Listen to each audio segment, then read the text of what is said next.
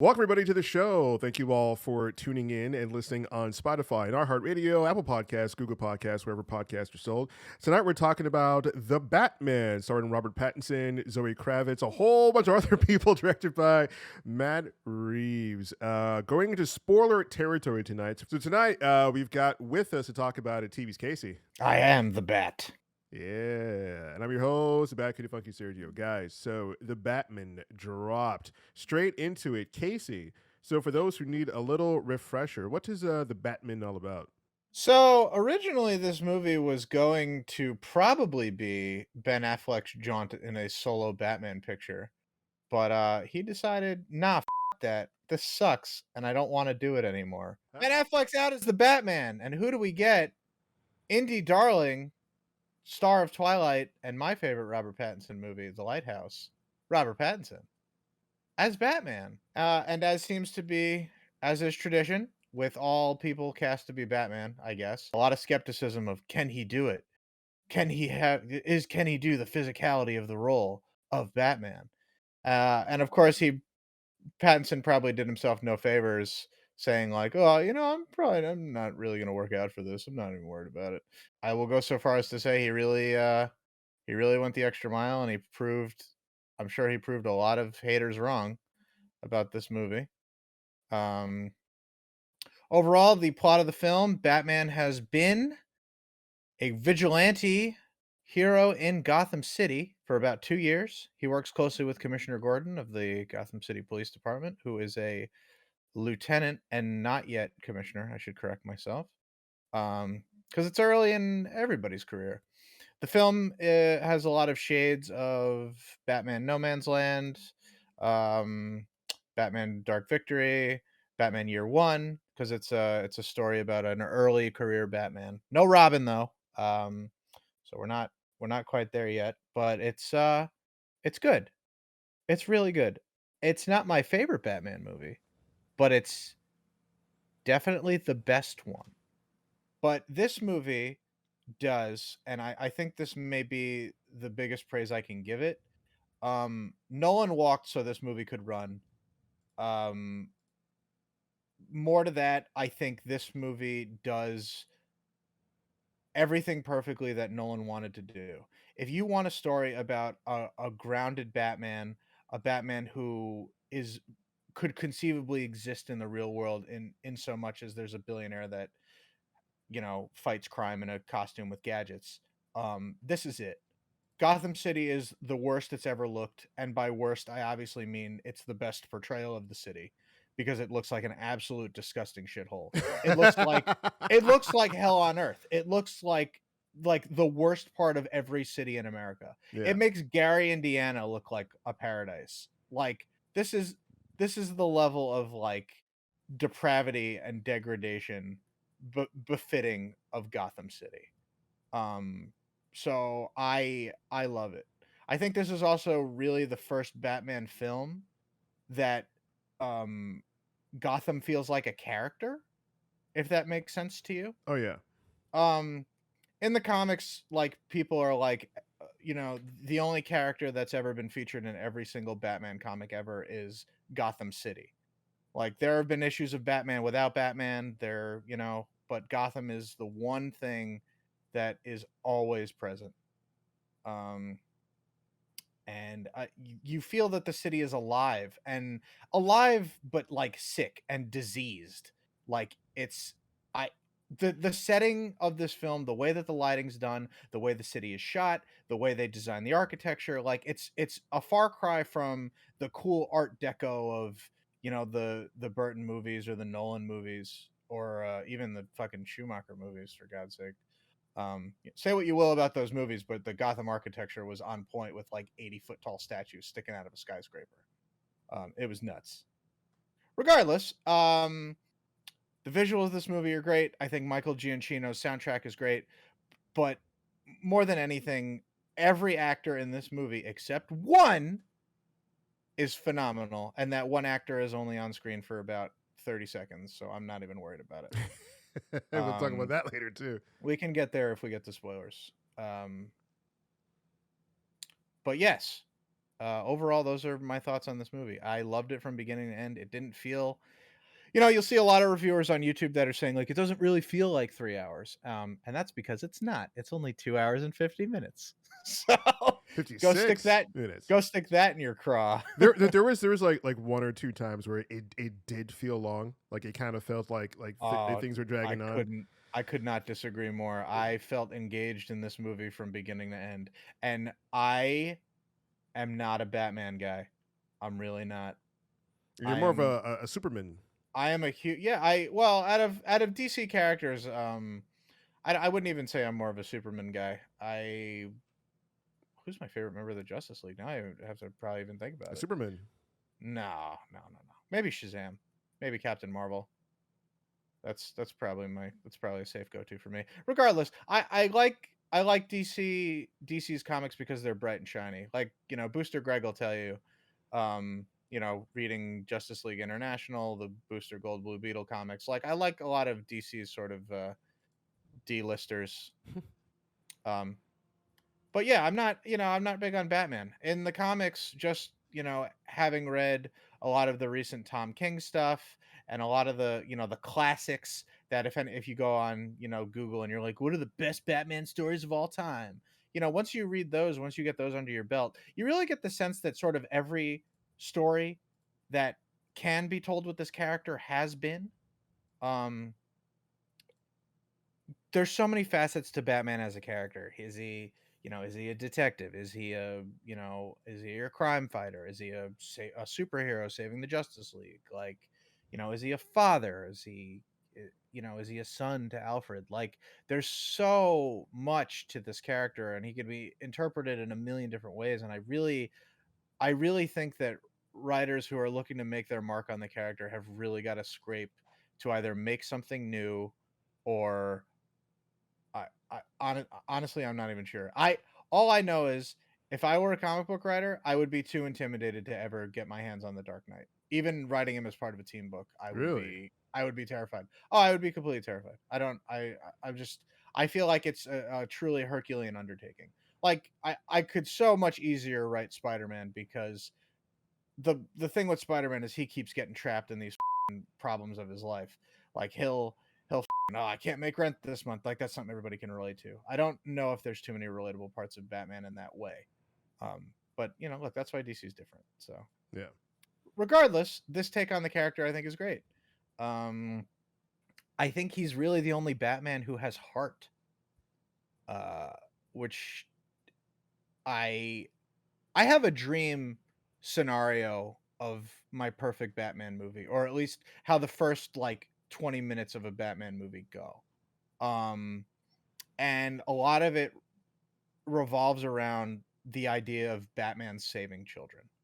Um, which you don't get out of the Nolan movies really. Like, does he save children? Yes, but is it like, do they make a special mention of it, or is it just that there's children trapped on this boat that the Joker's gonna blow up? Yeah. Like they'll cut to a little shot of a kid. They're like, "Oh, mommy, is the Joker gonna blow us up?" Like, all right, fine, but Yeah, I agree that this in one, the Nolan movies, like Batman to me really didn't feel like Batman. It's like okay, like Bruce Wayne was more. I felt like he was more Bruce Wayne in Batman than like yeah, he was actually Batman. Like I felt there was more Bruce than there was the Bat. You know? sure. Yeah, Um, well, you don't get that in this movie.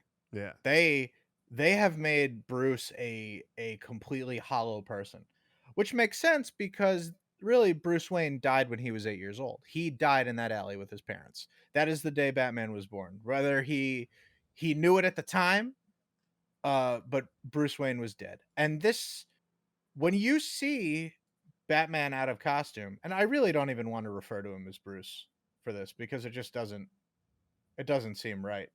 um he's a hollow empty shell. His only focus is getting out there and fighting crime. Like, he looks at Alfred and he's like, all right, it's showtime. I got to get back out there. The sun's down. It's time for the Dark Knight to rise. And I think that's great.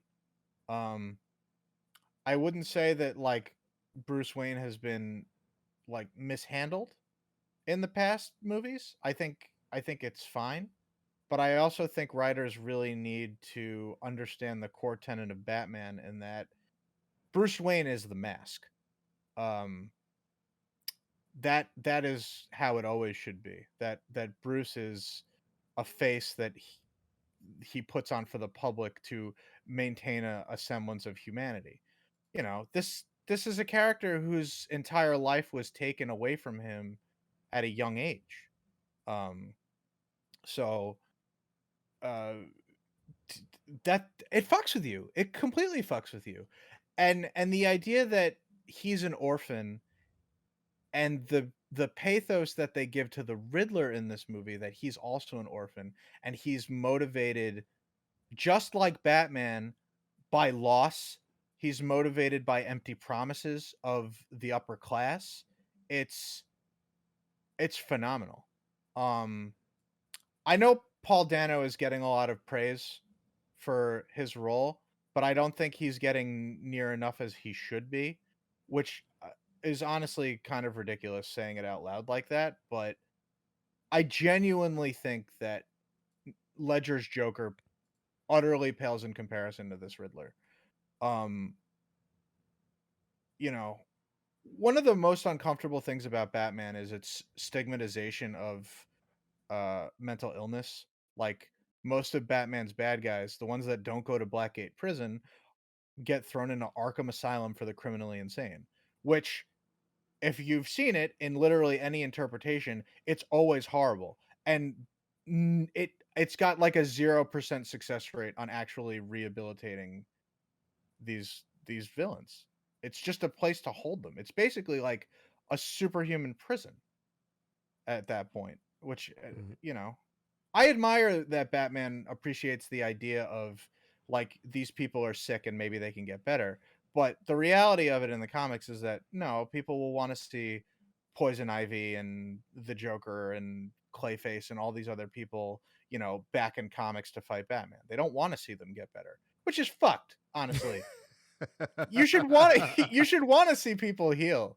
Um Yeah, because he only has like a few, maybe like a handful in like the Blackgate prison. Like not yeah, all of them go to Arkham, but the most of them Penguin go to doesn't Arkham go. Asylum. Bane by rights shouldn't go to Arkham. What we have learned about Poison Ivy and the nature of the Green and Swamp Thing, she doesn't belong in Arkham either. You could really cherry pick and find a reason why none of these people really belong in an insane asylum, but it doesn't matter. The point is, talking about this Matt Reeves movie, they make the Riddler into a very Jigsaw type character, Yeah. uh, which is a first for him. The Riddler is most famously known as sort of a goofy, not quite the Joker, but still somewhat lighthearted. Like, he's got a certain jaunt to him, like a fiddle-dee-dee and ha ha ha, I've outwitted the Dark Knight. You know, like, what is an egg if it's unbalanced? Like, you know, he'll throw out some kind of quirky, like, goofy thing. And in the 1960s Adam West Batman show, played by Frank Gorshin, that was awesome. Like, people ate that up. They loved it. Um, and in the comics for years, like, they sort of played the Riddler straight. Like, yeah, he's a little silly, but like, he's got very creative crimes, and he's one of the few villains that really makes Batman have to think before approaching a scenario like that. Short of the Joker, obviously, but um, one of the most interesting um I guess story arcs for the Riddler in comics was when he became a private detective in order to sort of beat Batman at his own game, which I think is a great direction for the character. um but here, making him a serial killer killing Gotham's corrupted elite. Who's on his hit list for this? He kills the chief of police, he kills the district attorney, um and then he tries to kill the most wealthy socialite in Gotham. Really, it's a sins of the father scenario where he wants to persecute, you know, Thomas Wayne for having, you know, really on promises undelivered. Although it's not really his fault. Um, but you know, he's targeting corrupt people. He's not really targeting good people. If you think about it, Bruce Wayne, for all his wealth and what they've established in this movie, And the he commissioner does as he is well. What? And the commissioner. Did I say the commissioner? Oh, I said the chief. Yeah. I probably meant the commissioner. Um, but yeah, like Bruce is notably not a philanthropist. He's a wealthy recluse. Um, so he contributes nothing back to society. Um, I think that's a good starting place for Bruce Wayne. I think him realizing that, money is just a tool in his crusade against crime, that he, for as much as Batman is out there every night, Bruce could be donating money to public works and things like that, as his father surely would have wanted. But as of this film, he's not. He's just a weird wealthy guy. Yeah, he was like, And the Gotham, I don't give a shit. Yeah, He's like, yeah. yeah, and especially like the new commissioner coming up is Or at like, least it's that's what like, the people think. yeah, Because we yeah, know yeah, that because like we know that he the gives a new shit. person like running for like governor, mayor, the Yeah, new person like running for mayor. She's like, yeah, she's running for mayor. you could be doing more for the city, and I want to talk to you about that. I'm just like, damn, what an opportunistic asshole. And I love that he says nothing. Yeah, She's like, walk with me, and he's like, okay. and she's doing all the talking, like trying to get him into place. It says a lot about what the Riddler was doing, because like there she is, like this elite, just chumming him up, palling him up, and he's not even saying anything, and she's like positioning Yeah, him for her gain. For all her gain, which yeah. is like what the Riddler was talking about. It's just like these people like don't care about us. Like they're No, they're the elites. They're corrupt. They're doing their own thing despite what Gotham actually needs. And he's like, I know what Gotham needs. And I love like Paul Dano's take on the Riddler, dude. it's great. It's so good. He's my favorite part of the entire movie. Yeah. Especially because his Riddler persona is so clearly manufactured. Like he's obviously putting on a show. Like it's not like, oh, this is who I really am. He's like, don't I look cool in my mask? I'm like, Yeah, oh my god, he's like a Twitch streamer, you YouTuber, you fucking dork. TikToker. He's a live content creator. The dude He's has only like got like 500 followers, but they're all like extremist right wing nutbags. yeah, Which is I love the part that he's got 500 followers, and then like yeah, he and, goes and live like we're looking at it like that's not a lot of people at all. But he and, does inspire like 20 something people to dress up just like him and fucking shoot up Madison Square Garden, or sorry, Gotham Square Garden. yeah. Was it too on the nose that Gotham is supposed to be New York? New York, right? Yeah, it's like almost the exact like copy in certain parts, but oh man, I was gonna say, who's like a standout character for you? Aside from the Riddler, because I think you said that was your favorite. I Who's do. The Riddler is unquestionably my favorite. mhm. I think Zoe Kravitz is probably the most accurate Catwoman. Yeah. Um, Well, you mean that Holly Berry didn't do it for you? Halle Berry did not do it for me. Also, because she has actual superpowers, so that's straight up wrong. I think Michelle Pfeiffer is great, Mhm. but I also think making her an insane person does take away from some more core elements of Catwoman. Like I can't conceivably see a romance between Batman and Catwoman if she's like an actual insane person. Yeah.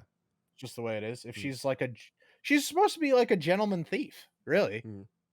Um, Regardless, um, she's great. They loop in the sort of hints that have been dormant in the comic books that she's the illegitimate daughter of a crime boss, Falcone. Was that That's which is was that in the comics? Because during the movie, I was that's like, huh, that's just yeah, okay. that caught me by surprise because I didn't remember it. I had to look it up. I hadn't read Dark Victory in years, but yes, it is indeed hinted at in that comic book that she is the son of The daughter. one of Gotham's major crime family, or not the son, She's the the son. scion, They're the completely changing everything scion. now. Yeah, Talk about social messing it points. up.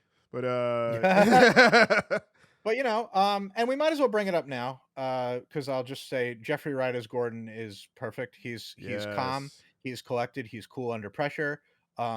He's so clearly an honest cop. He gives a shit. Um, they I don't think they mention him having a family, which I think is not a mistake. I love the idea of Gordon as a family man, so I'm obviously going to be a little biased towards that. Um, my favorite thing about the Gordon Batman relationship is that he just trusts Batman implicitly. Batman's like, Gordon, there's corruption in the entire police department. He's like, who can I trust? No one. And it's like, okay. He's like, all right, got it. He's like, got it. That's it. Okay. And the fact that he doesn't even question it, he's just like, yeah, I can No. kind of get behind that. It That's says exactly a lot. yeah. Yeah, it says a lot Yeah. about, especially about him being honest. You know, he's just like, yeah, I kind of figured some of these guys were a bit off, and dude, his portrayal is so spot on. Like I love it. he feels like the hard boiled, like hard man who's in these like decrepit, just rainy, wet street. It's always raining and always wet. But I appreciate it though Gotham's a because horrible place. yeah, like Arthur mentioned, it was such a character. But man, the way he portrayed, you know, like Gordon, not even like Commissioner yet, was great. Yeah. Even when you know, he was being, you know, like talked down to in his face by, you know, his boys in blue, like, oh, what's that guy doing here? Like, really, the freak? Yeah. You're gonna? He's like, we need him. We need him Yeah. in here. You know, and they're like, oh, come The on, best line man." in the movie is during that scene, or one of the two. So the line where it's like, "I got you on assaulting 2 officers, like you're about to get me on 3." Yo, that was fire. Like, don't fucking That step to was me. Like fire. I'm Batman, bitch. Yeah, that was fire. Batman's just like, yeah, and what? I'm right here, son. I'm in your block. Come, like fucking, you want to get a piece? Like, let's do it. That was fire. And then when he teams up with Gordon later, after he escapes from the precinct, and after having punched Gordon in the face, he's like, you know, you could have pulled your punch. He's He's like, like, I did, man. That was Like, great. You if could I have pulled a want, punch, man. He's like, I did. listen, Jim. If I wanted to lay out, I would. Like, you be out. I would've. Yeah. It's great. That line got me. I was like, well, Yeah. like one of the few people laughing because like I've seen some reviews where they say this movie had no humor whatsoever. No, I it's think funny. It had some good moments and like that was one of them. And I was like one of the people who was actually laughing. It was pretty Yeah. good. He's like, come on, The- like come on, man. You can all Yeah. at that point. I did. The Penguin's funny. I think Falcone is very funny, even though like he's such a fucking piece of shit. Yeah. Oh my god, he is. Wait, John let's talk about the Penguin. Yeah. Yeah, because he's Okay. not gonna ever shine here because He's getting his own show, dude, We'll fucking talk about him later. that's right? that show is actually postponed. Oh, is it? I didn't hear that. It's quote unquote indefinitely postponed. So, No, they can't. They're canceling it. Why? So the director Matt Reeves said, because like for those who don't know, you know, Colin Farrell. If you didn't know it was Colin Farrell, it's Colin Farrell. Which He disappears into that role. bro, his Colin Farrell's accent totally goes away, and this now you get this guy. Take it easy, sweetheart. Huh? Look at this Hey, guy. I'm the Penguin. You know? Gabagoo. Forget about it. Hey, dude, he is the epitome of like Will Sasso doing Tony Soprano on Mad TV. It was so great. Oh my god! Yeah. I didn't even think about Will Sasso's impression. It's classic. That's exactly what I thought of. Like when Batman goes to the club and gets into his office, and they're just talking. You know, one of Batman's just like, "What about this guy? What guy? What are you talking about? You know, like the incident happened. I don't know there's an shit incident?" about shit. Yeah. I'm a very legitimate business owner. It's perfect. Yeah, he's like, I'm just, you know, I'm running this club over here. I don't know what you're talking about. Yeah. He shows a picture. Oh, this guy. Yeah, what about him? What do you need to know? And Yeah. I was like, stop playing games with me. And he's just like, whoa. Look at you in your nice little, Don't your, fuck your- with me, Cobblepot. right? In your cute little suit. Look at you, your nice little Yeah. suit. It's so great. I dude. am actually a little upset about this portrayal of the Penguin, if only because it is a pretty significant departure from what he should be. What do you mean? So I don't care that he's not British. Like they sometimes will stick him with an English accent or whatever to give him more of like a regal air. But the idea of the Penguin in contrast to Batman is that the Cobblepots are supposed to be old money like the Waynes, but instead of using it philanthropically to try and make Gotham better, they squandered it, and now you know their family has been disgraced and not honored like the Waynes are. The Waynes are basically revered in Gotham, or at least they should be.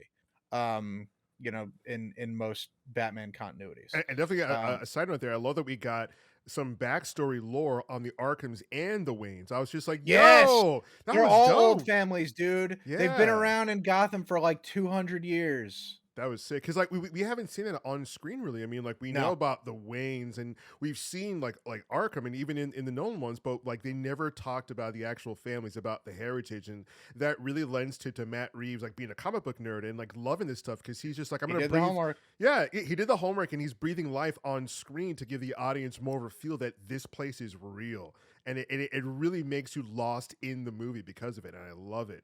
But yeah, I think his portrayal is fine. Him not being British or whatever, because like I like the fact that they're playing on, he's in this point in time, Batman being year 2 of Batman, like Oswald Cobblepot like coming up. He's not like the gangster yet, but he's coming and up. I mean they did that in Gotham too, or for whatever I watched of it, is like he's just some underling who's got ambitions. That portrayal was crazy. I was just like, this is like the Joker and the Riddler. Like you guys are like, I was like, you guys don't have the rights to this, but later on they did stuff and things. But yeah, Matt Reeves said for the TV show, for those who don't know, Colin Farrell and the Penguin's supposed to have its own TV show, but because of I believe Matt Reeves said in an interview, don't quote me, because of creative differences, like there's something going on behind the scenes, so they're postponing that. To which I am kind of okay with that, because Matt Reeves is talking about how that show was going to be, I don't know how it wasn't going to be Gotham the show.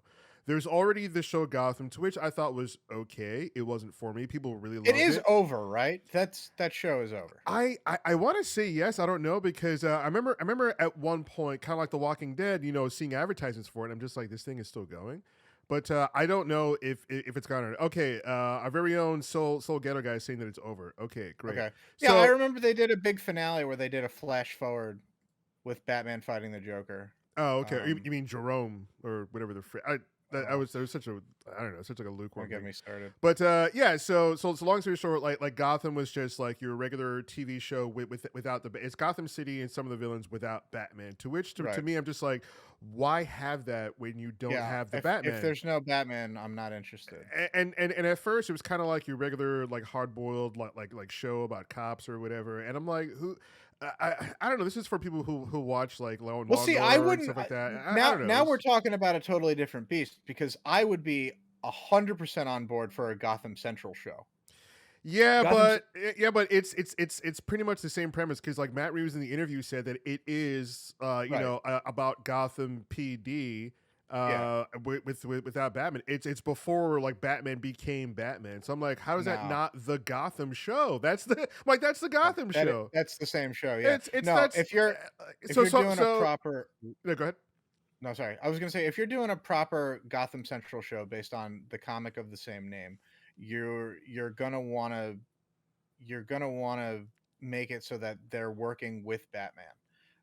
Or like he'll show up on a rooftop, or like by the time they get to the crime scene, he's already gone, or they're picking up the pieces. But the most interesting part of that book, other than every other issue was either day shift or night shift, which was awesome for a police procedural comic, was just the idea that like, how do normal cops deal with like super crime? Like, it's fucking insane. Yeah. But you want to have a world that has Batman in it. I'm not interested in watching a show about the like you said, it's a show that already exists. I don't want to watch a show about the Gotham police that doesn't feature Batman. Yeah, it takes place before like who the hell Peter Griffin? Yeah. Oh my God, who the hell cares? You know what I mean? I mean, I love it. It's like Matt Reeves like saw like the Gotham streets. Like, I can do that, but my way. And then of course, like all of the executives are like, yeah, sure, do it. Who cares? We need stuff to put on our HBO streaming platform that doesn't really have things for people to actually warrant buying the subscription. You know what I mean?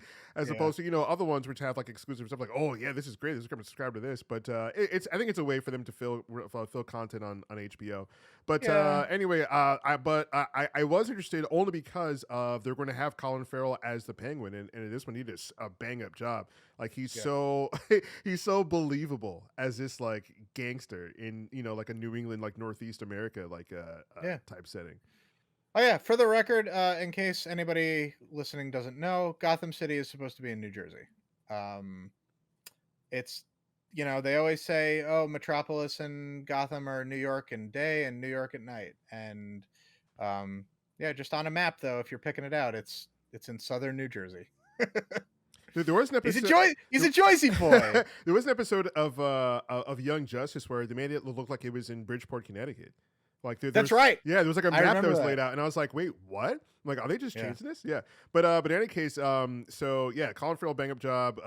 Paul Dano, love him being like typecast, and he's like, like So good. strange like roles where he's Fucking weirdo. yeah, he's a character that's always just fucking off. It's just like, I bet he's like a totally normal guy in real life, which is deeply upsetting to me. right? They just keep casting. It's like, oh, we need some kind of like weirdo who's a bit off, maybe spectrum wise. Like, oh, Paul Get Paul Dano. Dano. Yeah, let's get him going. I love the introduction of Catwoman in this, right? Where we're like Bruce is, he's kind of like scoping her out like at her place, and I love this sequence of he's looking with his bat binoculars into her place, and there's like a whole Yeah. story taking place without any dialogue, and that is great directing, great writing, Silence of it. The silence. yes, like that's how you do it. That you can tell a story without terrible dialogue, and if you just plan everything out and do it. And I love that we see her and the girl who is like missing. She's at her place, and then she gets ready as Catwoman, and then we see her go out in the fire escape and effortlessly just like Catwoman gymnast her way down to the street. I love that. Was so great. I was like, yes, of course, like yes, it's Catwoman. But I think Zoe Kravitz, and I've seen some very interesting and salacious reviews. We got to talk about the racist takes, dog. Oh man, we got to do it. So there's a certain section of the internet, the geekdom of the internet, who will always get triggered when there are certain people up on screen that look different than they do. What I'm going to talk about, people who aren't white. So whenever there's a non-white person and a female, there's always like a certain part of the geekdom that gets like crazy upset, like they just lose their mind, right? And you had this guy Ryan from RK Outpost, who's a part of Geeks and Gamers, for all intents and purposes, a right-wing like geek outlet, who just like went ballistic talking about the race swapping and whatever in this movie. You got your Gordon, your Zoe Kravitz, and the up and coming mayor who's a black woman, and he was this guy Ryan was in his car after the movie, just like losing his shit. He's one of those guys. Yo, guys, I just got out of Batman. I'm sitting in my car in the parking lot. Here's my immediate review. I fucking he has his own setup.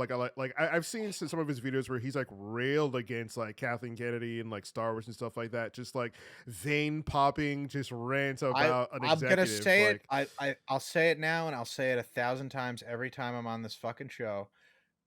I don't have time to watch things that I hate. Exactly. Life is too fucking short to watch something that you're not gonna like for whatever fucking reason. I don't care if you're racist, just don't fucking watch it. And that's the other part too. It's just like he's within like the geek entertainment like content creator spec. So like he's seen the trailers, he knows who the actors are, but you go see it anyway because I guess he's a fan of Batman. But if you're gonna be that triggered by Zoe Kravitz not being Michelle Pfeiffer, even though Eartha Kitt in the 60s, like, bro, like you've never seen Eartha Kitt. She's not even the first black Catwoman. Like, what the fuck? Like, so I don't understand his rant about Zoe Kravitz and like they way swap these characters. There's been 7 Catwomen and fucking 2 of them are black. Like, deal with it. Yeah, fucking deal with it. Who cares? It was insane, and like Gordon, it's just like, okay, so what if he's not a white guy? Like that says a lot about Ryan from RK Outpost more than anything else. It's like you can't wrap your head around this guy being an authority figure, and we've seen like real life like racist videos where even like black police officers are being told, hey, I need to see someone who's not you because you're not an authority figure by racist people.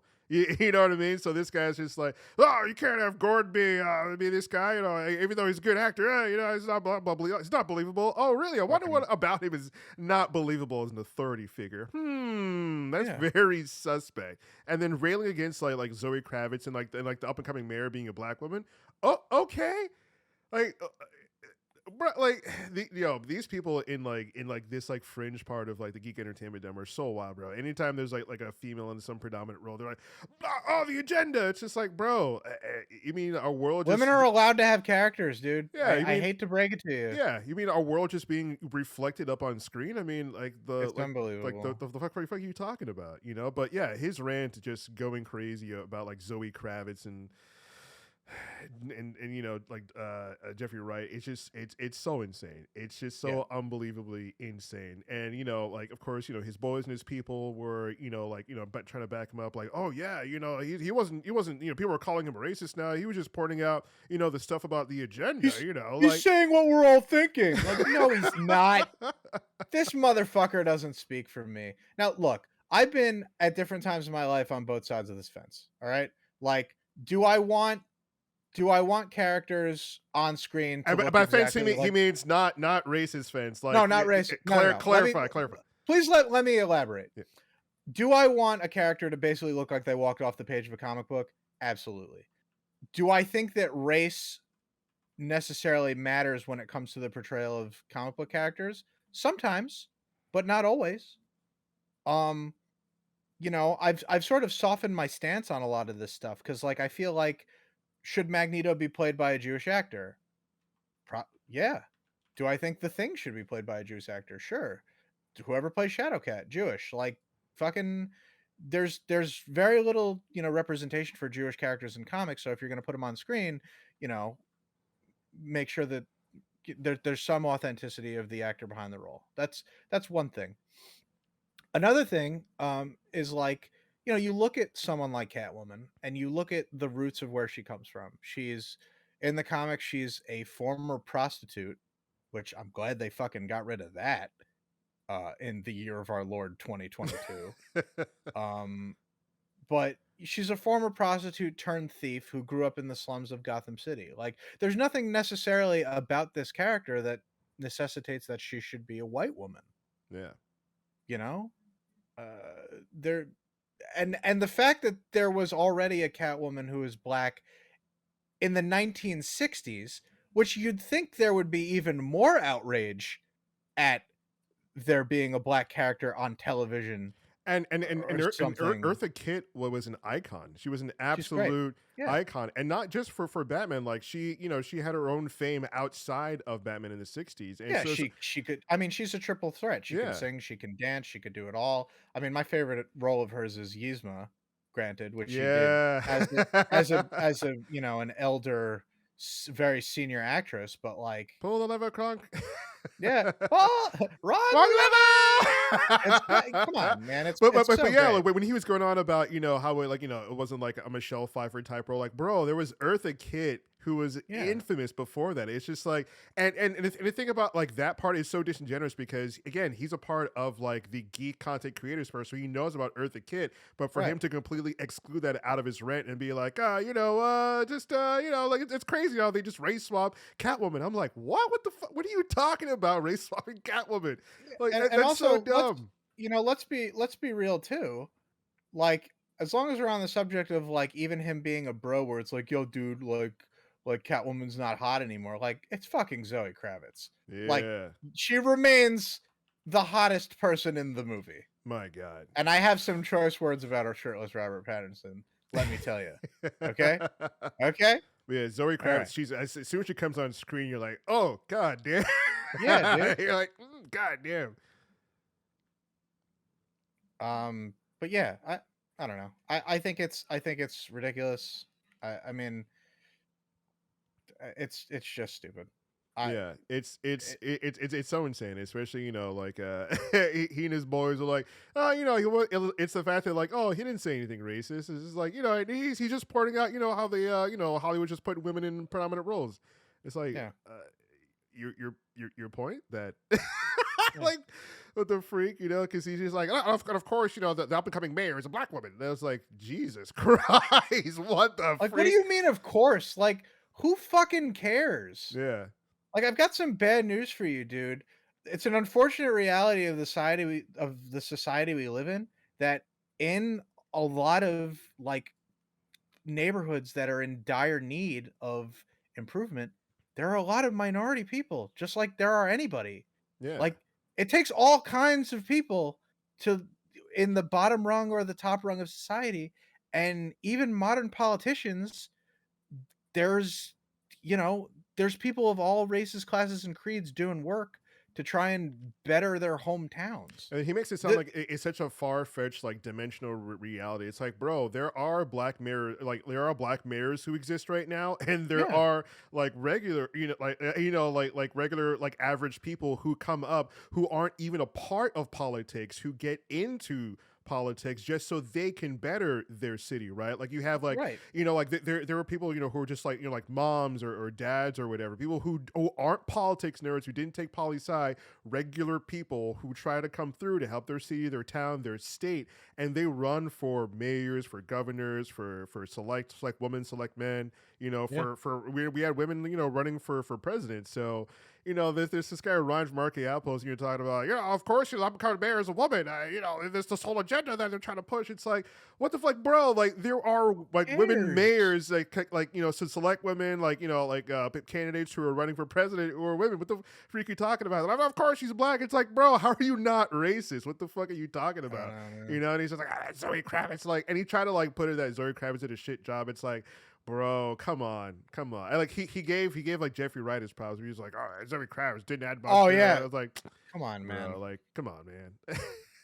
Like, come on. It's ridiculous. So yeah, a lot of the attention of the Batman movie within like the content creator sphere or pointing over to this guy because he just went on this crazy rant, and like right out of the theater, right out of the theater in his car, just being like, here are my thoughts. Here's what's happening. It's like, bro.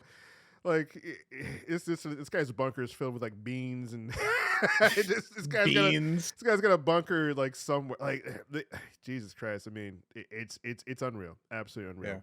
Yeah. What's going on, Box Cutter? When are we gonna get South American Wonder Woman, bro? I mean, she's in the comics. I'm ready, dude. Yeah, I mean, we're getting a South American Superwoman. Dude, when are we gonna get Greek Wonder Woman? Like a Greek actress? Like, you'd think that would be your first fucking instinct. Yeah. Like, she's literally rooted in ancient Greek culture. She lives on the island of Themyscira, which is, you guessed it, off the coast of Greece. Like, what?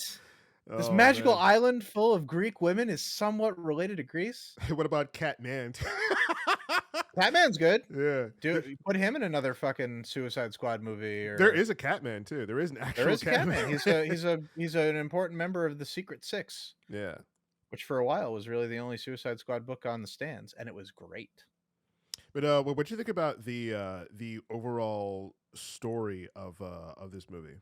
It was solid. Yeah. I have very, very few complaints about it.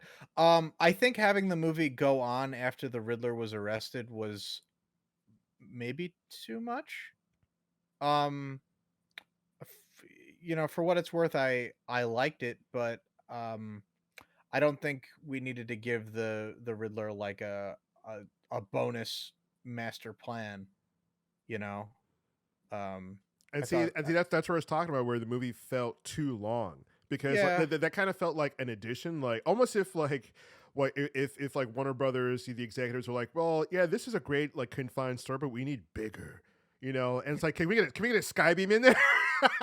No. Because like the executives always need like a big third act, right? Like infamously with Wonder Woman, like that was a big drop. That third act was it was not Patty Jenkins. She said that was the studio. They're like, we need like a huge like CG fest. So that nighttime at the airport, her running as fast as the Flash, her using her bands, like pretty much being the Justice League all in one person, was the studio. So I wonder if the studio was like, that's pretty good. You have this story about the Riddler being this like Jigsaw like type person where he's setting up all these different plans. Would you like to play a game, Batman? Would you like to, but he's also like doing like a Saw, like Jigsaw, but like Bane type thing. Would you like to play a game, Batman? He's a big dork. He's obviously a guy who's seen way too many movies. Yeah. Like, I don't know if it's fair to say like, everybody knows somebody who's got a friend who's like on the spectrum and is like obsessed with like particular things, and this guy's obsessed with riddles, and I'm like, this fucking rules. Like, this is great. And this is probably my favorite single interpretation of the Riddler. And speaking of riddles that rule, dude, the funeral scene, amazing, absolutely amazing. Where it was the commissioner he got, right, like he killed the commissioner.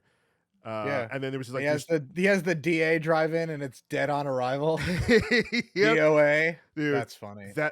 That was great. He comes in, you know, the district attorney comes out. He's all rigged up in this like in this contraption. And they're like, oh, holy crap, what's going on here? Yeah. And then he sits down and he has this like cell phone in his hand. You see it in the trailer, and he plays a game with him. And then, you know, Batman comes through, and the Riddler doesn't say anything about Batman not participating in the game. So he's like, all right, I'm going to ask you some riddles. If you answer them, you know, correctly, I'll let you go, whatever. But the way he was delivering them, the way, you know, the game was going, the way like Batman was trying to help him solve them.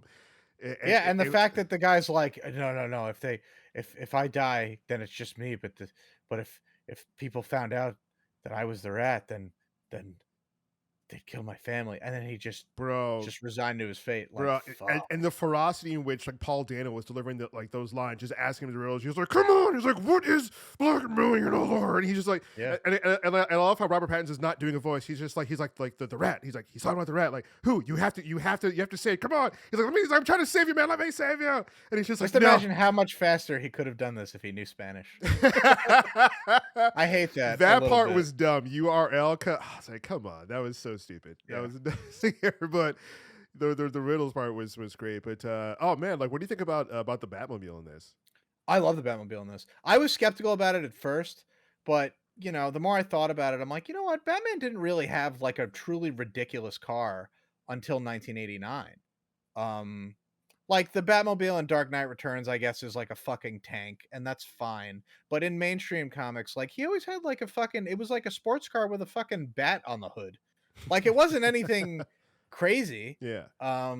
You know, it wasn't like it didn't have like fucking wings and shit. Like it was just a cool car. He was just a guy with a cool car. Yeah, I thought it was really cool in this, and you know, it's interesting. Yeah, what is this a challenge? It's a Challenger, right? It's a Dodge Challenger. No, I think it's like some sort of I think it's a Camaro or something like that. I think Oh, it's is it a Camaro? yeah. I mean, either way, it's like Frankenstein, so we can be. It's sweet. It's a fucking muscle car. The only problem I have is like the way he got to it, right? So he and Catwoman are in a firefight with the Penguin and his goons and stuff like that. You know, they're looking for her friend who, you know, like went missing, which presumably was killed. You know, Batman already knew she was dead. Like, right. He's like, you know, like they killed her, and she's like, nope, I'm holding out at hope. My friend's still alive. I haven't heard from her. Either way, I got to find her. And she sees her in the body bag. I was like, damn, that's how they're doing it. And then they get into a firefight, and he would have to like have run across a firefight to get to the Batmobile. I'm like, yo, how did he do that? Dude, he's bulletproof as fuck. Yo, he gets shot so many times in this. Point blank shotgun. He gets to the Batmobile, and when I saw this thing in IMAX, and when the Batmobile fired up, holy crap, you felt it in your chest. You felt that thing, boy, and everybody in the theater was just like, yo. So did he stall it on purpose, or do you think like the engine's experimental or something? I assume the latter. I assume that because it's year 2 of him being Batman, he doesn't have everything figured out yet. Like even earlier on, like Rewind, where he has like the eye technology, where he has like these like contact lens eye cameras, and I love how he has this like steampunky machine where he's like dialing in like a certain frequency, this like visual scope to like get it right. So I figured that like it kind of stalled or misfired because he's like, oh, don't get that figured out. Crap. I mean, I'm also, like, I heard somebody say it's like a tiger in a cage, and I'm like, yeah. Like he fucking guns it. He's like, fucking, I dare you, fucking take off. It sounds so damn mean. I was like, yes. It's so good. Sweet. I mean, to talk about striking fear within your enemies, not only with like the suit and the cape and cowl, but the Batmobile itself. This thing with a jet engine on the back, sounding like the most beastly car you ever heard. I'm like, God damn, that thing's coming after you. Yeah, that's striking some fear. I mean, even if you're like a regular thug in the city, you hear that thing around the corner somewhere, you're like, oh my God, it's the goddamn Batman in his fucking Hellmobile. Holy crap. It's like Ghost Rider Reyes when he fires up his dude, that thing sounds mean and it's on fire. Holy crap. But man, did they do a good job of Batman striking fear. And there was a good car chase scene that happened because of it. I was like, here we go, the Hollywood car chase scene. But it was pretty good. It was believable too, right? It wasn't too over the top. It was believable. You know, it's like nighttime in the rain. The Penguin's just trying to get away from him in his Maserati, and I was like, here comes Batman, and no. Yeah, you know, there wasn't like too many flying cars and stuff, so it was still within the realm of believability, but it was still a pretty good chase scene. And in the end, when he makes the Penguin flip over and he's walking towards him, I was like, yo. That is so menacing. That Yeah. slow, like methodical And the walking. fucking dude, I love the sometimes I love the Snyderverse fans, but I also fucking can't stand it. What do you It was mean? so funny to me. I saw on Twitter somebody made a post that was like, "Yeah, look at Matt Reeves homaging the Snyderverse," and it's like this gif of like Superman walking like forward slowly, and I'm like, "Oh yeah, that's a real pioneer of cinema, Zack Snyder capturing a man walking towards the camera slowly."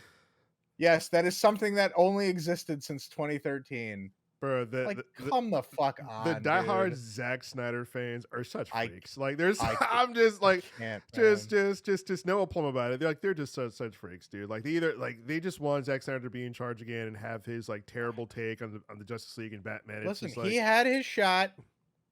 You know, it's upsetting that he couldn't finish his vision for the Justice League because of, personal tragedy. Like, I respect that. I respect his reasons for not doing it, but at the same time it's like you can't armchair general, you know, like, "Oh, like I could have done better." Like, yeah. he is very much that guy, and I'm fucking not And about like, it. and like all that, aside, I think it's okay to criticize, an artist's work without coming, because like I think some people are so like neurodivergent and they can't like really grasp the concept of like you're criticizing someone's work and not the person. Because I see a lot of like Snyder fans be like, you shouldn't talk about Zack Snyder that way. It's like, no, it's his work. It's not Zack Snyder Yeah. himself. I don't have a I problem mean, with the look, man. I've never met the man. I don't know the man, but I you am know, a huge advocate of separating art from the artist, 100%. with the caveat that you don't financially support an artist that is like a bad person or has done a bad thing. Like, I love Woody Allen movies. I love them. What's Up Tiger Lily, Annie Hall, like Midnight in Paris, like fucking go for it. But like the dude sucks. Yeah. And I'm not gonna pay to go see one of his movies ever again. But to say that, like, just because he's a piece of shit, you shouldn't, look at the stuff that he's done, like, it's outrageous. Like, could you imagine, like, never listening to Michael Jackson again, or, like, even, like, watching a Joss Whedon movie? Yeah. It's the same kind of thing. Yeah, and I think it's fair to criticize, because I see a lot of people who like unfortunately over on the social media, so people were like, oh yeah, Yeah. Matt Reeves did a much better job than Zack Snyder, and like I don't think it's fair to compare the two. They're completely different. Like one, No. like Zack Snyder Yeah. didn't do a standalone Batman movie. He did ensemble movies. He didn't do a lone Batman. Yeah. I mean, He did a solo Superman movie, he did a Batman versus Superman movie, and he did a team up movie. yeah. So I don't think it's fair for people to compare the two. I think No, they're just it different. is So it is a much more fair thing if you wanted to compare Reeves and Nolan. yeah. 'Cause they're 2 directors who wanted to set out and do the same thing, a gritty, realistic Batman. Which one do you think is better? This one, Ooh, without nice. question. Nice. People are still saying that The Dark Knight is the best Batman movie, and I'm like, I've seen that movie once when it came out, and that was enough. I think it's fine. I thought it was too long. I thought Same. Ledger's portrayal of the Joker was great, as much as I didn't really like it personally.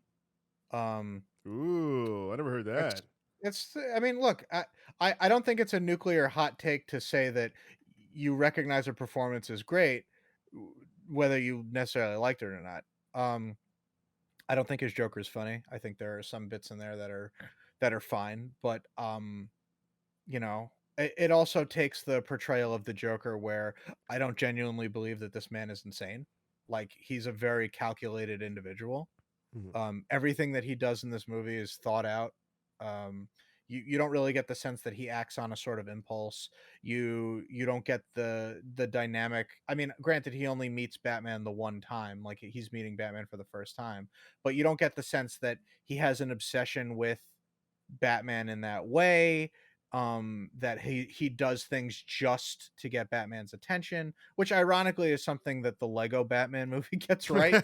Um, True, true. there's just a lot of things that are kind of a mixed bag about it. Is it the darkest take on the Joker that there is? It's certainly one of them. Um, and but and I and and it's especially like speaking on that, the whole like behind the scenes thing where the like what I'm talking about, like the Joker and Heath Ledger and Maggie Gyllenhaal, like that whole scene where it's the like dinner scene where he's like looking for the Batman and everyone's like drinking champagne and stuff, and he comes through. Yeah. Apparently that one part where Maggie Gyllenhaal's character, what's her name again? Rachel. Yeah, apparently when she speaks up, Heath Ledger walks over. He's like, "Oh, you must be his main squeeze," and he grabs her and puts a knife on her and shit. Apparently, like that wasn't Not supposed to scripted. happen, and apparently, like he was doing it a bit too much. So watch the movie again. When she looks off camera, that's real. She's looking at the director like, what the fuck is like this guy doing? What's happening? Like this is a bit much. And anybody stop? Are we still going? Anybody stopping this? Like watch the movie again. When she looks off, she's looking at the director like, is anybody like, this is a bit too much? And apparently like when they stopped like doing the scene, she had to like take a few just to kind of like chill out, like to like recalibrate. And I was just God damn. He was not in a great headspace when he made that movie. Like brilliant as the portrayal is, I don't think any actor should have to push themselves to that degree just to get something out of it. Seriously. You know, I don't really know anything about Paul Dano's life, but I'm going to guess that he's not some kind of drug-addled suffering artist who's like, this is the role of a lifetime. It's like, no, man, like I play great eccentric characters. They had me play a great eccentric character. I delivered. Bingo, bango, bongo. Let's everybody cut the check and fucking let's go home. Cut the check. What'd you think about Robert Pattinson as Batman? He's great. Like, I didn't really get to touch on this point before, but he's really the first Batman I've seen that has heart. The way that he interacts with children, I think, is great. Especially that one boy that they kept cutting to. Yeah, he's like, oh, he's an orphan like me. Is an orphan like me, because the idea is that, like they have the conspiracy where like, okay, like Falcone ordered the death of the Waynes, like, all right, fine, but like you never want to go too far away from the idea that the reason the Waynes are dead is that it's an act of fucking random violence in this fucking hellhole of Gotham City.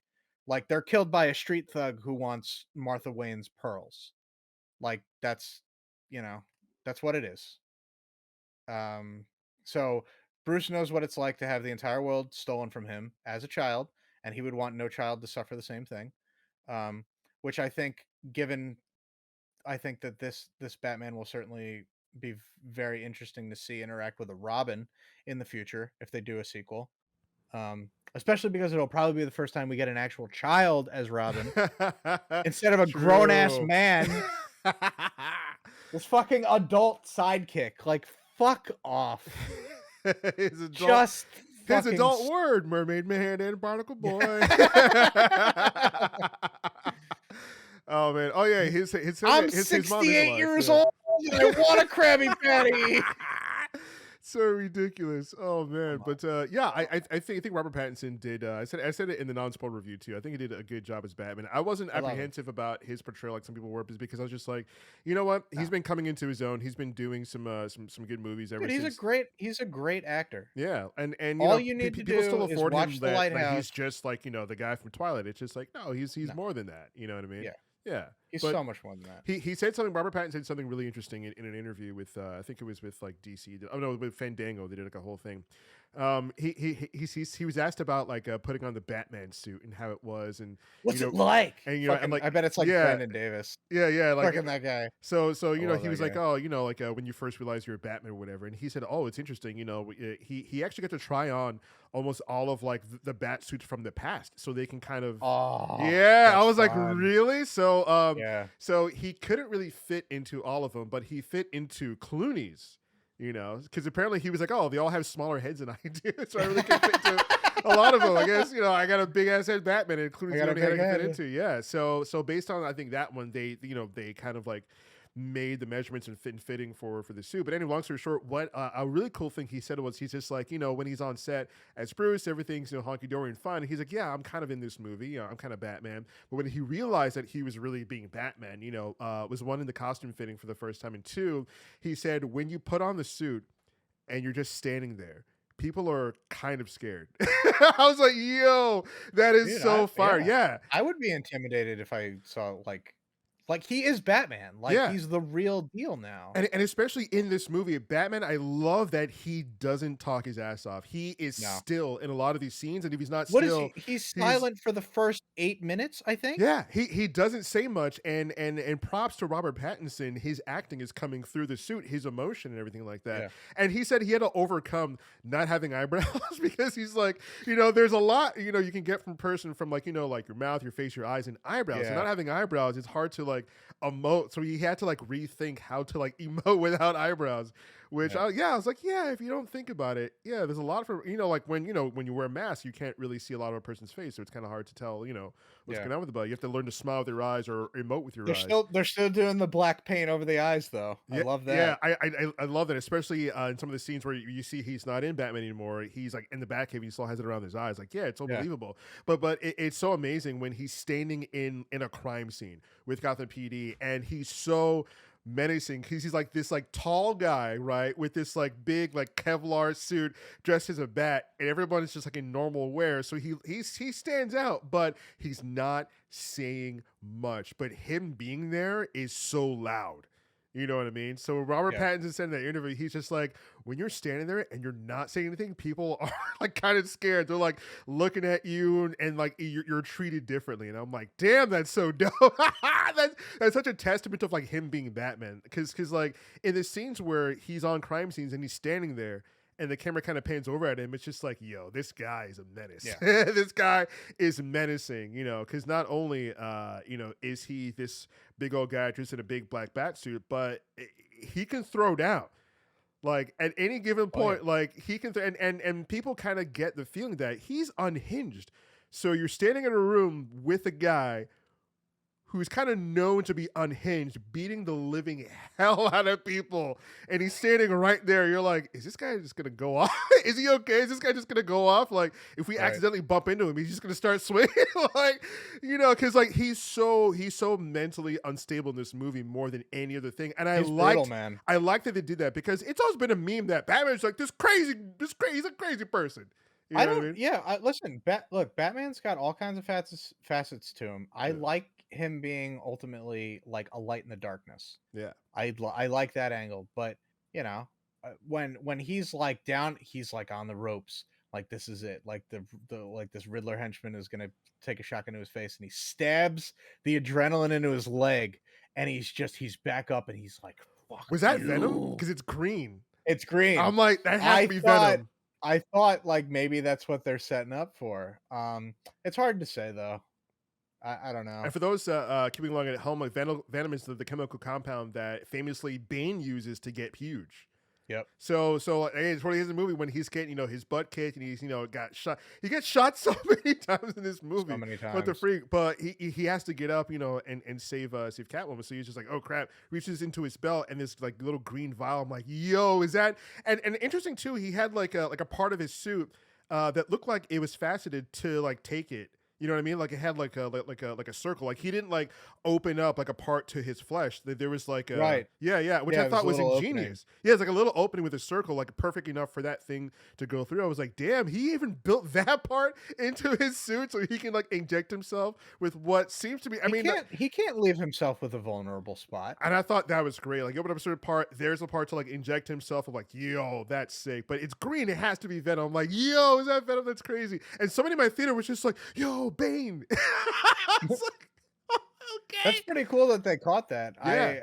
I feel like most people really wouldn't, because I certainly wouldn't expect Bane to be in a movie like this. But then again, he was in the Nolan movies, so go off, I guess. Yeah, so it leads to thinking there's an opportunity for the rest of the villains, which we're going to talk about in just a moment, because Matt Reeves talked about how he was more interested in doing a more grounded Batman, less into like the fantastical portions, because people are asking me, hey, can we do something like Clayface? Can we do some of the other villains? Right. And he was just like, well, we would have to figure out a way to do something like that, because this is like a less fantastical Batman. But it'd be interesting to see how you would do it. But if they were to do a Bane, would they do the Venom? Would they do the tubes? Like how would they?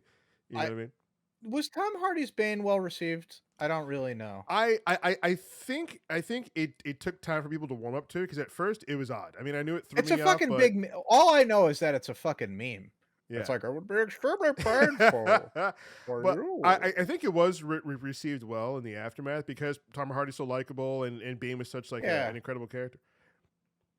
Yeah. Alright. So I do technically have a criticism, but it's not really of this movie, it's just that sort of DC's films in general. Um, I if this is the trend where Batman just sort of gets more and more realistic over time, um, it's gonna be hard for me to sort of maintain my interest because all it Mm. means is we're gonna get the same villains over and over again. Is that the guys that he can just punch and solve a little crime and call it a day. And the Joker, the Joker, the Joker, the Joker, the Joker. And I'm like, oh, I'm so fucking sick of the Joker. I'm sick of the Joker in the comics. The only place I'm not sick of the Joker is in animated stuff because they always seem to fucking nail it Yeah. every time. Oh, let me fucking how about Barry Kyogen as the Joker? Huh? Dude. Well, No. you're being the lead like okay, wait, do it again, but like build up to it. Like build the scene Oh, so, for the audience. okay. Yeah. So the end of the movie Here we where the Riddler is in custody and he's been sent to a holding cell, and there's a shady character next to him who starts out in silhouette, but you can see his face is kind of scarred up and mangled. And he's like, "Oh, it's all it takes is one bad day, and sometimes it's nice to just have a friend there to laugh with you." And it's like, "Oh, it's the Joker. Yay. They have the Joker in That a that Batman was movie, my everybody. reaction as well. It's the look, it's the Hey Joker. everybody, look! Hey, Everybody hey, here loves we the got him. Here we Joker." got. Hey, We Warner got Brothers executives, we put him in here for you. We I did it. I don't Check that off. care. Check it off the list. Now we can have all those articles written about this movie, so people can come see it and I get some more buzz. Hey, executives, we did it. That's what it I felt like to me. It felt like the oh, CEO of Who the Fuck Asked. The who CEO of Who asked? Asked was in that meeting with Matt Reeves and with the other executives. He's like, you know what? We need No. it's Batman, right? We got to get to the people know the Joker, but put the Joker in there. Put him in there. Matt Reeves Oh, is like, we'll get that guy. He's got like a weird fan base for some reason. He's not very handsome and he's not a really great actor, but fucking the people on Twitter really seem to like him for some reason. He's apparently got he was look at supposed to have a bigger role. There was an interview that Matt Reeves, the director, did where he took him out because what the Riddler was doing was too similar. There was supposed to be a part in the movie where like the Batman goes to Arkham to see the Joker to kind of ask him about the Riddler to see how he thinks yeah, and to kind of get like a beat on like what he wants and how to solve the mystery and stuff like that. But he sure. kind of felt like he already did that in another scene, so it was kind of duplicate. So he was like, I kind of had to pull it back and not do it. But he had a role like so he was in for another scene. But he's like, yeah, he was at the end there. The only scene in this movie I didn't like. Yeah, The only one. it felt And forced. it is forced. Yeah, Putting the Joker in a Batman movie is forced. I don't care that he's his arch nemesis. I don't care if he's your favorite Batman villain. He's been done to death. We got it with Nicholson and we got it with Ledger. We've got it with Hamill across so many video games, so many episodes of television. We got Kevin Michael Richardson in the Batman, which is I'm watching that show for the first time now. Very underrated performance. People wrote that version off, the one where he kind of looks like a monkey. yeah, He's or like a wild man. yeah. He's like hunched Um, over and he has like yeah, dreads. Yeah, yeah. yeah, he looks like a fucking scary goblin dude. The voice work of that character is fucking great. And I felt so bad for writing it off when I was younger. Now I've gained a new appreciation for it. But like we've seen it. It's been done. Like yes, the Joker, great. Like there are so many other Batman villains who have not gotten the chance to shine. Like where's Calendar Man? Calendar Man's in Suicide Squad. Oh yeah, true, we got true. we got the brother of James Gunn popping in for a quick second. It's like Polka Dot Man, you fucking pussy. Like, That's it's great. so good. But no, like we've gotten Ra's al Ghul in Batman Begins, granted, but I would give that character a second shot because it didn't Yeah. lean into the fucking weird enough shit about it. Like Ra's al Ghul is supposed to be fucking 600 years Yeah, old, the give us leader of a group of ninjas. And what's his plan? I'm gonna cause the earth a great flood so the world can begin anew. Like he's insane. He's completely insane. This is what happens when you have money and you live too long. Like, give me that. Clayface has for years always been my favorite supervillain in Yes. Batman comics. You could get such a great tragic portrayal out of it. I've never Ghostmaker been from the more. chat. What? Ghostmaker from the chat. I don't know who that is. Is he a new villain that I've forgotten about? I don't know. I might be behind on I thought Batman you know. comics than I might have anticipated, but What so like but you know, what other villain would you like to see in the future? Like a oh my Ramesh God. or Razzle I would like to would be see a a good one. redone. I would like to see a redone Poison Ivy. I think the idea of an Ooh. environmentalist villain Hmm. is something people can so easily get behind these days. Um, I also think it's ridiculous that we have the best Harley Quinn that there's ever been on, in anything. Even Yeah. more, as much as I love Arlene Sorkin's portrayal in Batman the Animated Series, I think Margot Robbie just takes it to another level. She really does. She's great. It's Margot Robbie as Harley Quinn, for better or worse, the quality of the movies that she's been in, the character has been phenomenal. Oh yeah. In the same way that you would think like J.K. Simmons as J. Jonah Jameson, you can't imagine anybody else doing it. Like Yes. that's what that portrayal is to me. Off the top of my head, who's a Batman villain I would like to see done properly? Hugo Strange, I think, is great. Ooh. You played Arkham City, so you know Yep. exactly what I'm talking about. He's a psychologist who's obsessed with the idea of either turning people who are insane into monsters or figuring out Batman's identity. You know, that's cool. They set up Hush in this movie, which Yes. is in the comics, it's Bruce Wayne's childhood friend, who he has like a sort Which I of thought that's what they were doing with Riddler. I thought they were like having like an amalgamation of the two right. into the Riddler because that's what it seemed like. Because he kind of Yeah, alluded to like Bruce Wayne and like him being like an orphan and like these kids, and he's just like, oh yeah, yeah, they didn't care about us, and but like Bruce Wayne yes, had this and that. I was like, are they doing like Hush inside of right. Riddler? But then they named Thomas Elliot as a reporter, like I I guess not missed a that. TMZ style reporter, but he's an investigative journalist Hmm. who's looking into the Waynes, which is the cause for all the cover up and stuff. Um, Killer Croc is one of my favorites. He's very simple in that he's just a guy who has like weird crocodile, like he just looks like a big crocodile man. He's like a tiny kaiju. But he Deathstroke. would be a great villain because you don't have to explain a whole lot. Hmm. You can do a whole thing where Batman goes into the sewer and has a fucking fist fight with a crocodile man. Just to show that Batman will occasionally fight dudes out of his league. Yeah. I think we're way overdue for a serious portrayal of Mr. Freeze. Yes, dude. Um, I would love a serious portrayal of Mr. Freeze. He is such a great and tragic he's story. great.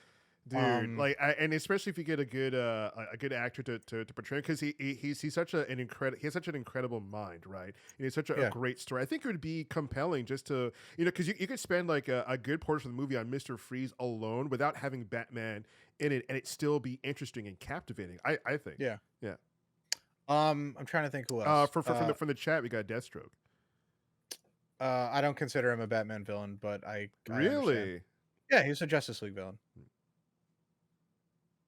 That's it. He just is. Okay. Sorry.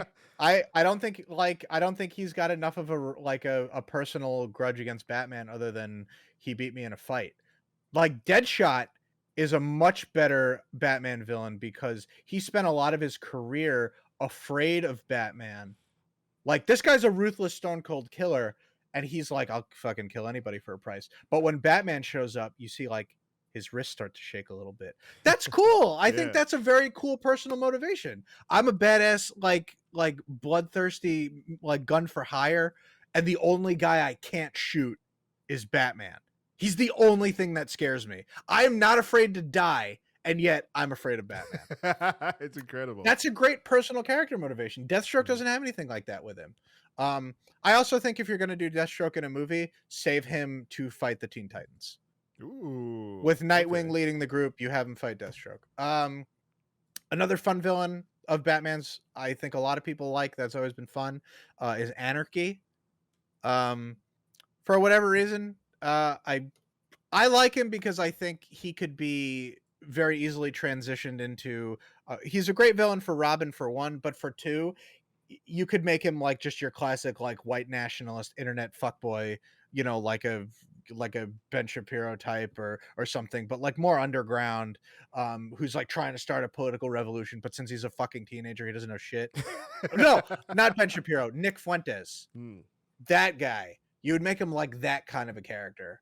Who else is good? If you're introducing Oracle at all, if you I would say don't even have Barbara Gordon have a 10 years Batgirl, just have her be, Batman's man in the chair, doing all the research, the reconnaissance in his headset, that sort of thing, coordinating assistance with other heroes. Then you can introduce Calculator, who's essentially just the bad guy version of Oracle. Now I'm looking at a list of Batman villains. It's incredible how many villains you're naming with interesting backstories, and they're just like the Joker. Well, just throw the Joker in. If you wanted to go fucking crazy, how about this? Owlman. Okay, fuck. As a cold open, I think Condiment Man could be fun. I think Kite Man could be fun. I do like as a cold open. I like that Condiment Man and Kite.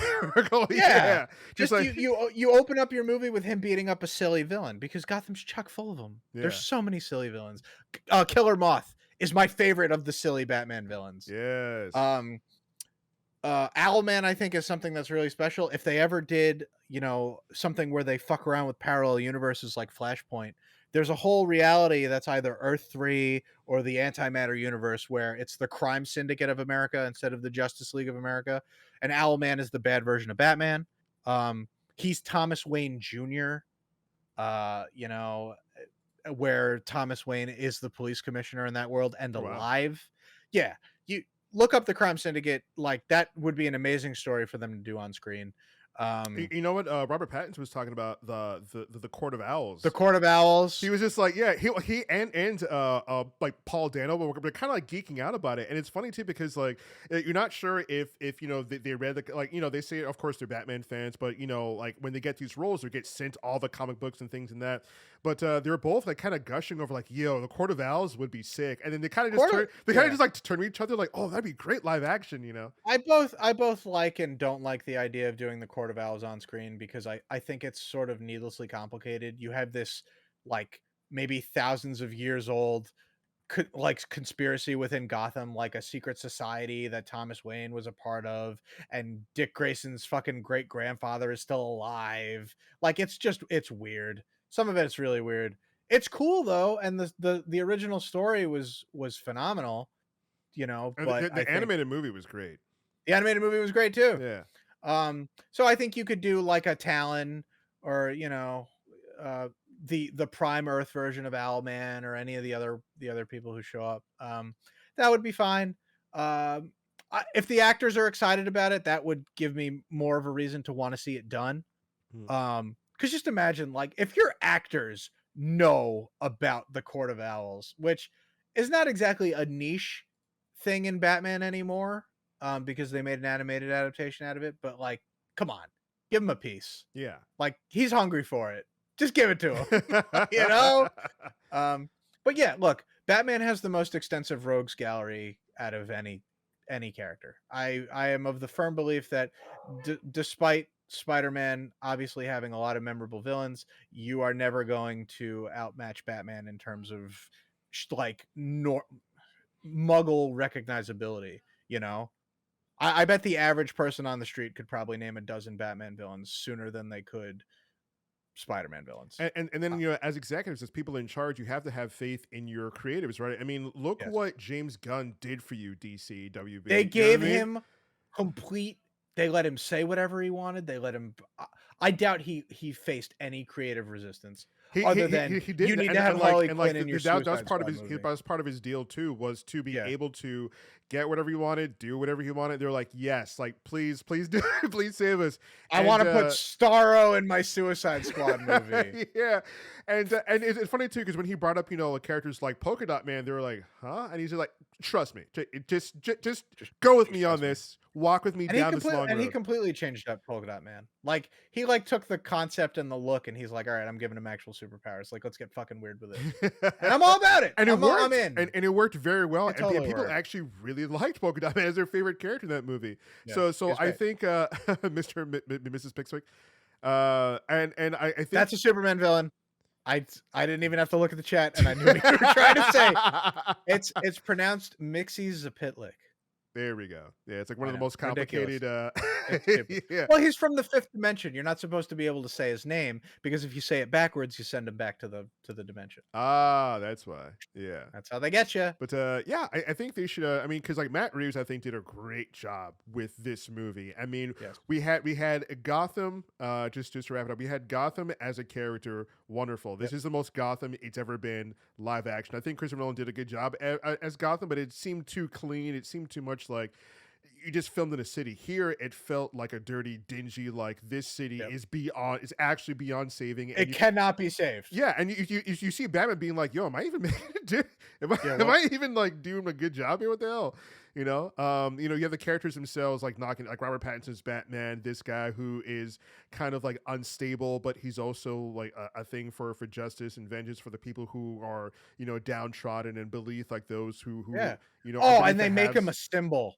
Oh my god. Yep. The perfect way to end that movie. The bat signal shining, and it's like you're gonna be a symbol of hope for Gotham, of people who have nothing. And I'm like, yes! Yeah. A light in the darkness. That's it. None of this Nolan. He's the hero that we need, but maybe not, But not the the one hero that deserve we right now. And I'm like, fuck you, dude. Batman saved the city. Shut up. He's a hero. Oh, we've got it. We have to chase him. He wants to be chased. Like, Batman's not a fucking girl with a crush. Shut the fuck up. He wants It's to like, be "Ooh, Gordon, you girl can't with a catch me. I'm crush." Batman. Like, no, Yo, fucking stop it. Yo, Stop it. Casey got fired for Christopher Nolan. I don't like those movies. I don't. And I'm gonna listen. I will fucking go to bat for fucking Watchmen all day. Yep. And I don't know why, because that movie is also a fucking mess, but I do not I'm with you with the with Nolan the Batman. Christopher Nolan movies. I mean, I think it's funny because I think they are overhyped. Like, I mean, were they enjoyable? Yes, but or were they the peak of like cinema as people like portray them to No. be? It's just like I don't know. Like No. people like romanticize the Nolan verse and like that was supposed to be the blueprint for things moving forward, as Right. the executives made. But I think Matt Reeves like kind of like hit the reset button on that, and I think this is a totally good did. direction. I think they do need to lean into the more fantastical. Like let's Yes. see like the more comic booky side, right? I will say here. something. Mm.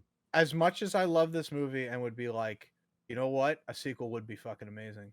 I would be completely fine if this was it. Hmm. I would be so fine with that. It's a Batman movie that stands on its own. You get fully realized character arcs for so many of these characters. Like, I don't need more. I'm not begging for more. Would I watch a sequel? In a heartbeat. Does it need it? I don't think so. I think this movie has enough gusto and greatness to stand on its own and just sometimes you can just let things be. Yeah. I am a firm believer in that. And let another director take a swing and do a different take on Batman. Fine. We got the Matt Reeves take, and it's been my favorite so far. Is it a perfect Batman take? No. Is it fantastic? Absolutely. Do I recommend that everybody and their mother go see this movie? Fuck yes. Absolutely. Absolutely. You owe it to yourself as not only a fan of superhero comics or Batman or what have you, as a fan of film noir, as a fan of great cinematography, as a fan of action movies, as a fan of fucking muscle cars. Go see this movie.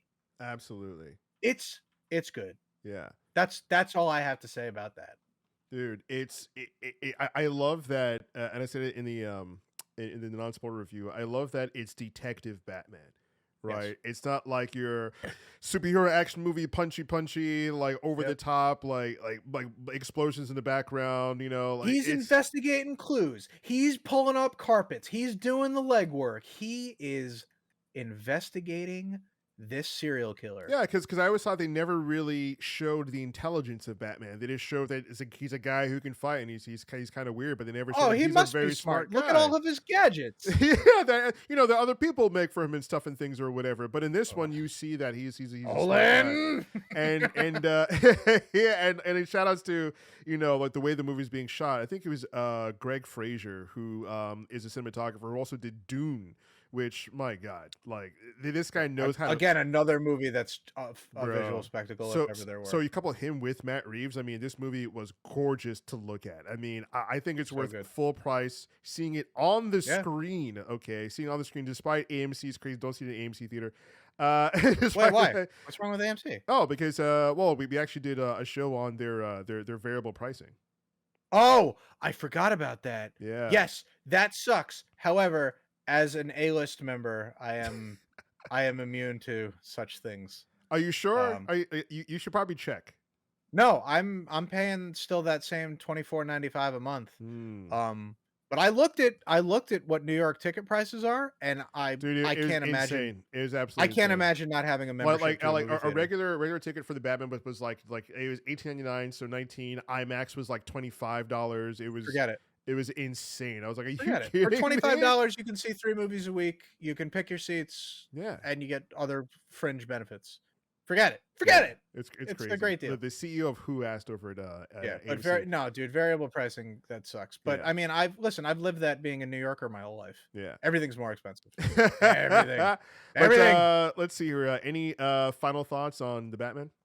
Final thoughts. Go see it. It's my favorite it's okay, correction. It is not my favorite Batman movie, but it is the best one that has ever been made. If you love the character, specifically if you love Batman on film more than anything else, you will love this movie. Well, guys, that's all the time we have for this episode of the Batman spoiler review. Make sure that you guys are following us over on YouTube, liking all the videos that come out. Thank you, everybody who is watching here live. Thank you so much. We love to see you guys in chat, participating, stuff like this. We'll see you guys later. We'll see you another time.